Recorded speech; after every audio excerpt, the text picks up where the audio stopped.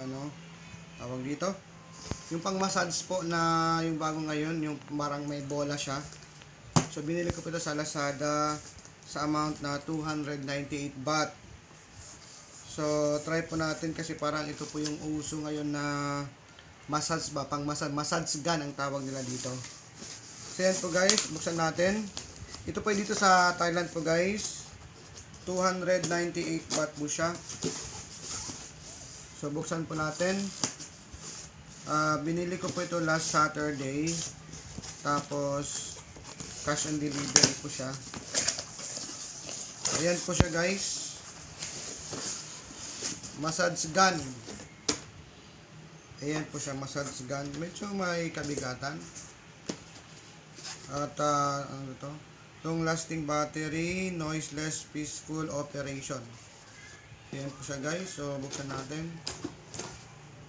Ayan po yung laman niya guys. Ang liit pala nito ano. So meron po siyang ano, tawag dito. Ang tawag nito dyan? Manual. Tapos ito yung gun niya. Gun. Oh, naka-on na. Uy. Ayan o. Ayan po siya guys. May kabigatan po siya ng konti, yung gun. Tapos yung laman niya po ay meron po siyang ito po, kasi apat po siya. Ito pang diin. Ito yung ball. Tapos ewan ko ano ba ito, pag massage din, ganun. Tapos ito naman, ewan ko ano pang ano ba to. So apat siya po guys, meron siyang kasamang ano, cable pang charge. So yung kinuha ko po, yung may LCD po siya guys. Nakikita yung numero, yung ano, yung power niya.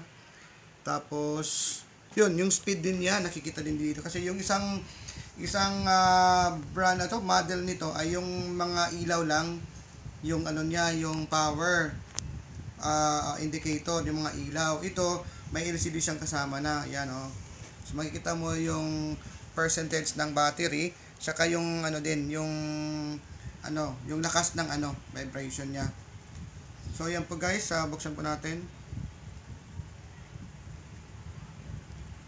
Ano ba day? Ayan po guys, oh. So try pa natin ano, gamitin. Kunyari guys, itong itong bola.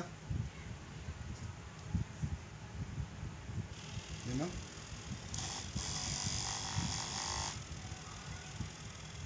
Ayan po siya guys, oh. Ganun lang pong paggamit niya guys.